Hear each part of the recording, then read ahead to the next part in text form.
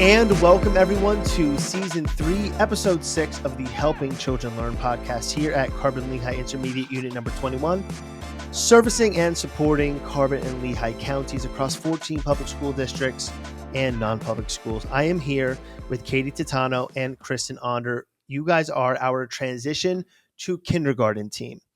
And what that is helping children go through or from preschool or one of our early learning centers and starting kindergarten Monday through Friday school programs. So ladies, how are we today? We're great. How are you? Wonderful. Living the dream. How are you, Dominic? I knew we were going to say that. Because we work for the IU and we help children learn every day. And it starts with us at the preschool level.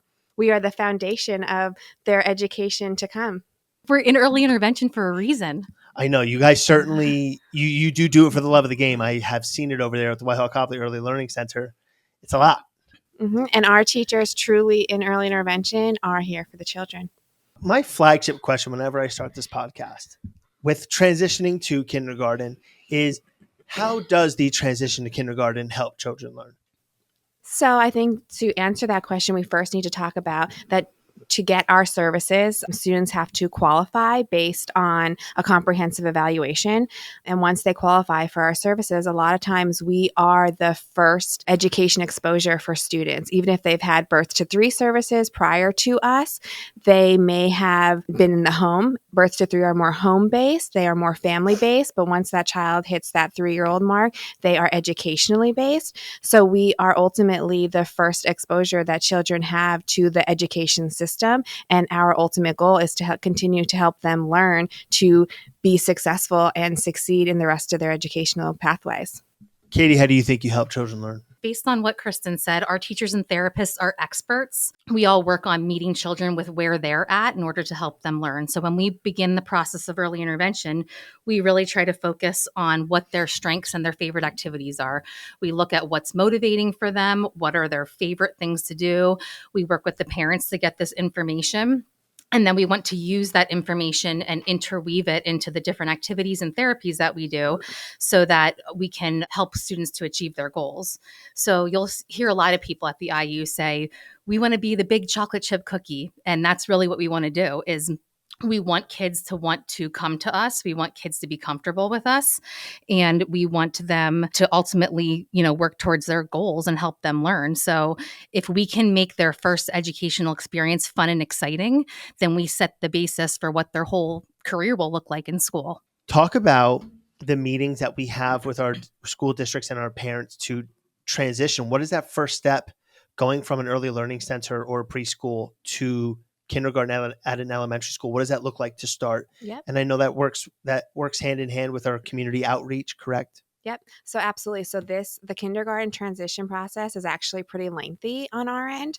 We start the kindergarten transition process in November and October and November, planning these meetings with districts that will then happen in January and February. Parents are invited to a meeting in December. They get all the paperwork in the mail, and then we hold meetings with all 14 of our districts where parents are invited to come to the meetings. They had the opportunity to meet district representatives, start putting names with faces.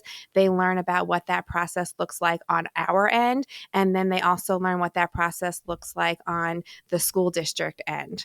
And then the district has the opportunity to start meeting parents and ask them additional questions about their child months before their child even steps foot into kindergarten. Someone described this as a little bit of a soft handoff. So you have the child first, you've educated them for a couple years. You're then introducing them to where they will then be. Why is that so important? Well, we work with 14 different school districts, so kindergarten looks different for every school district that we work with. But it's important for the parents and the students sometimes come to these transition meetings too, to potentially, like Kristen said, see a building, see a school building, see a huge building compared to where they've been, see lots of new faces and just a new environment. So it's just the very beginning step to kind of get them used to maybe what a school building even looks like. A lot of the districts offer some preparation for kids for kindergarten. So we recommend parents really getting involved early with their district. Some districts have a mock kindergarten day where kids can go to kindergarten as if it's their first day, but that happens prior to September or August start date. A lot of districts have where the kids can go on a bus ride before they actually have to get on the bus and leave their parent. Some districts offer just come meet your teacher. So there are a lot of things that districts do offer to kind of ease those jitters for the kids and the parents. So the children start at an early learning center, and then when they go to school, we talk about like getting out into the community. Are there things that parents really don't understand that's really first time information for them when they get to a kindergarten, when they meet the district? What's some of the most important first time information you guys feel you're giving to parents, or that the district is giving to parents? I think having these transition meetings so early in the year and having them go through all of these steps really opens up that they need to communicate with the school district and the school representatives, because everybody has their child's best interests in mind. So, the open communication starting early in the school year and then continuing that throughout the year. So if they have questions while they're going through the transition process before their child starts kindergarten, just keeping the lines of communication open and asking those questions so that they can ease some of their nerves and anxiousness prior to their child starting kindergarten. I think that's one thing that we ultimately tell parents is that's why we start this process in January, is because we want it to be a seamless transition.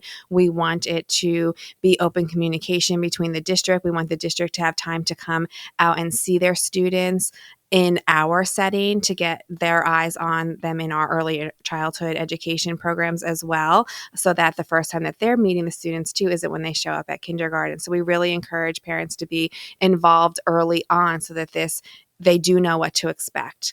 If they wait until August to start this process, then sometimes there's not enough time for districts to properly plan. If the district wants to do an in-person meeting, you have 14 school districts. You guys are on the road a lot. And you guys are in the midst of the road show, kind of, right? Yes. So districts this year it was their option to have in-person meetings or via Zoom meetings. So I would say it was about half and half of our districts who chose in-person or via Zoom meetings. But some of our districts are very large that we work with. Some other districts are very small that we work with. So depending on how big they are, multiple meetings were offered for parents to meet their needs, their work schedule. There were morning meetings offered, afternoon meetings offered. There were some districts did via Zoom and then in person. They tried to do them at their elementary schools, some of them, so that parents could see what school their child will go to. Some of them were at their admin office where they can have a good catchment area that parents could easily get to their child's to the transition meeting. So they were offered a very variety of different ways depending on the district and the size. And just going off of that, Allentown is a very big district. They have a lot of kids transition every year. That's the largest district that we have. And they even went so far as to offer in-person meetings at various elementary schools. So because Allentown's a large city, they were in different areas of the city as well to kind of accommodate parents as well. What are some things parents and students can expect when they go from an early learning center or preschool to kindergarten? What are some things that you guys tell parents to make sure that they look out for? Well, the program day obviously is increased, even though we do have children that we provide services to in early childhood settings. Those kids sometimes are in like a 2-day-a-week church preschool. We have other kids who are in daycare programs full day. So that transition for those children might not be as extreme as for somebody who, isn't in a preschool or a daycare setting and they're coming to us for itinerant sessions or, for 1 day a week classroom or 2 days a week classroom. So every situation is kind of different based on where the child is now. But bottom line is they're all going to be there full time. Mm-hmm. So yeah, and we have students whose parents bring them to us for services. So they might not be enrolled in an early childhood environment. So kindergarten may be their first full day, 5-day-a-week programming. So I encourage parents to be prepared for a nap after the end of the day because they're going to be very tired after that first week of kindergarten. The kids are going to be wiped, right? Yep. Is there anything else you warn students about? What are some things that we talk to students about? Well, we have our staff really go in depth with the parents and the families, talking about things that they can do to help prepare their child for kindergarten moving forward. So one thing they can do is read books to their kids about kindergarten. They can take them to the playground for their home kindergarten and have them play in the evening or on the weekend, and sometimes even meet other kids who are going to end up going, to that same site. Some other things that we have them do. Social stories. You can Yep. have our teachers have created social stories based off of. I've never heard of a social story. Yeah, so a social story pretty much explains what the child's day is going to look like. They could include pictures of this is a picture of the elementary school that you're going to go to, that you're going to get on a bus. This is a picture of your teacher. So your name is in the story as Yes. being part of it.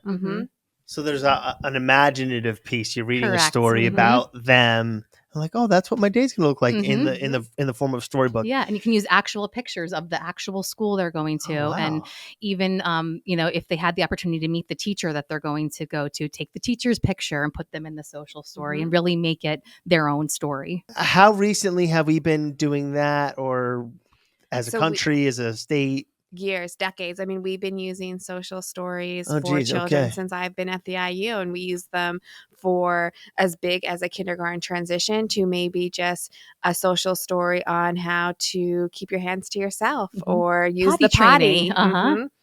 And there's some that you can find online that obviously aren't individualized to your specific child, but then you can use that as a basis and kind of adapt it to work for your child and what their needs are, and kind of to help calm them and let them kind of know what's going to happen. And with technology, parents can even just drive up to their child's school and take a picture of their school and take a picture of their kid's playground and just kind of do a little slideshow on their phone of what their child's day is going to look like. And they'll be able to assimilate that picture with actually where they're going. Like, oh, I remember this. It kind of cuts the intimidation out of it.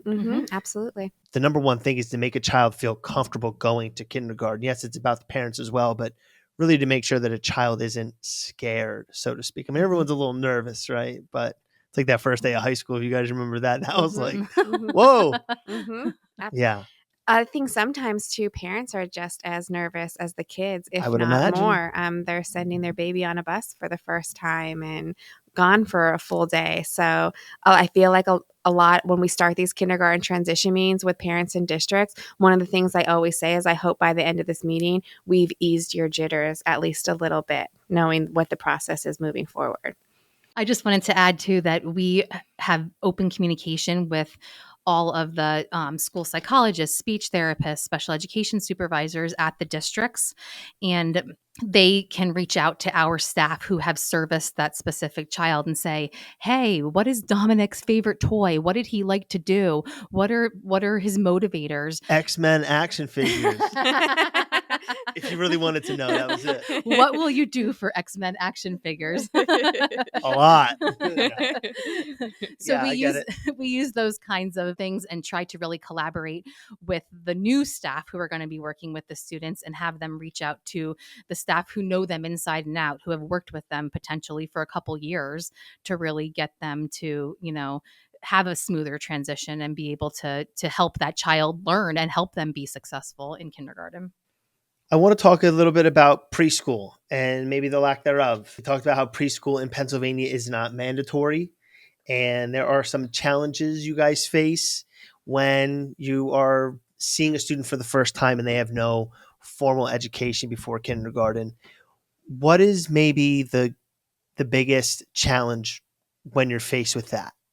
So my response to that would be, that's why we're called early intervention. The earlier you get intervention, if you think that your child has some kind of a delay in any area of development, really, it could be communication, cognitive, social. We look at all areas of development. And the earlier that you can intervene and get strategies and goals put in place to kind of help that child be successful, the better off they are when they're going into the school system and moving forward. Obviously, sometime is better than never, but the earlier, the better. And that's the whole key concept of early intervention and helping children learn. Yes, that transition to kindergarten does start at 3 years of age. What are you guys saying? Beyond all limits, we help them. You gotta cut that. How to get in there, Dominic? She said, don't. You go beyond all limits. I love that you're living the theme this year, the mantra. That's beautiful. Before I let you go, I want to talk about what Dr. Coons, our executive director, is calling our small W's or small wins. And that is the anecdotal evidence that brings you back every day. You know, statistics are one thing, but a story that actually hits you in the heart is really what brings people back every day for whatever their career choice is, I think, for the most part. What are some awesome stories that really bring you back every day to go beyond all limits for our kids? You cried a little this morning. I want to hear about that. I did. So I was talking about this with my colleagues, telling them I was going to be on the podcast and telling about the story that I wanted to share. So prior to being in this position, I was a classroom teacher. And one of my students, her mom brought her to my classroom. And on the very first day, she said she does not like music. And I said, okay, well, it's preschool, so we're going to sing a lot and she'll learn to overcome that. We'll work with her. And by the end of the school year, this little girl was not only tolerating singing, but she was standing up in front of the class and singing. Fast forward about when the child was in about 5th grade, the mom reached out to me and let me know that she was part of the choir at school. Oh, that's awesome. Mm-hmm. That makes everything worth it, right? Because sometimes when you transition a child to kindergarten, it's almost like shouting into the void, right? You don't see them anymore. You don't hear from kids. It doesn't matter what sect of education you're in. A 6th grade teacher is seeing someone go to middle school. They don't know how that student's going to end up or how they're going to grow and do. So what was that like hearing back after 2 or 3 years later? Yeah, it was heartwarming. I was really excited. I was actually going to go to her concert, but then COVID happened. And even more heartwarming is this mother now works for the IU, helping our children continue to learn and grow. Look at you inspiring a child and a mother. Kristen Onder, holy smokes. We actually have quite a few parents of children that have been in our program that have come back and have become instructional assistants or, even teachers, and they've had children go through our program because they believe in it. They believe in early intervention. They believe in what we do. They've done it firsthand with their own children. And now they want to help somebody else's child. So it's awesome. And this mother also shared with me today that her child got a highest honors also. So, wow.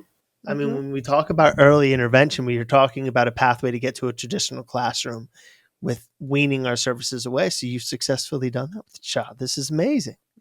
Katie, do you have a story for me? Mine's not as... You didn't cry. I'm a little upset. Well, you did it this morning, so you're good. She went first. Mine's not as exciting as that. It is exciting. It's always exciting. I don't want to hear that type of dirty talk. Hers is good, too. I mean, I can think of many, many things over the years, but this is relating to specifically kindergarten transition. So we were at a kindergarten transition meeting in person at one of our districts this year. And we did our presentation. The district did their presentation. Things were kind of wrapping up. Some of the parents stuck around to kind of talk to the district about specific questions that they had about their children. And while they were waiting their turn to talk to the district representatives, they started talking to each other and connecting with each other and talking about their kids and their fears and their successes and all the things, and started kind of exchanging information and becoming a support system for each other moving forward. So that was pretty awesome because we don't get to see that too often. We support the families, the district support the families, but to see the families support each other was a whole different level. So I would say in all my years doing kindergarten transition meeting, it was really cool to stand up there and see these parents in front of us. It almost was like our kindergarten transition meeting became a parent support group. It was really, really cool. Is there anything else you want to add that I'm not asking before we close this out? I really appreciate the time that you've taken to spend with me today. We just really truly believe in early intervention and what we do. Early intervention is the place to be. That's what we tell everybody. Anybody who wants to come work at the IU, come to early intervention, because we truly are the first step in the educational process for these kids. And, we all put our hearts and souls into our babies. They really are. They're babies when they come to us. So we love it. You guys should work in the main office as recruitment and retention, because I see a future for you too. Ladies, thank you so much. I appreciate your time. Thank Kristen, you. Katie, thank you. This was season 3, episode 6 of the Helping Children Learn podcast with our transition to kindergarten team. Thank you so much. Thank you.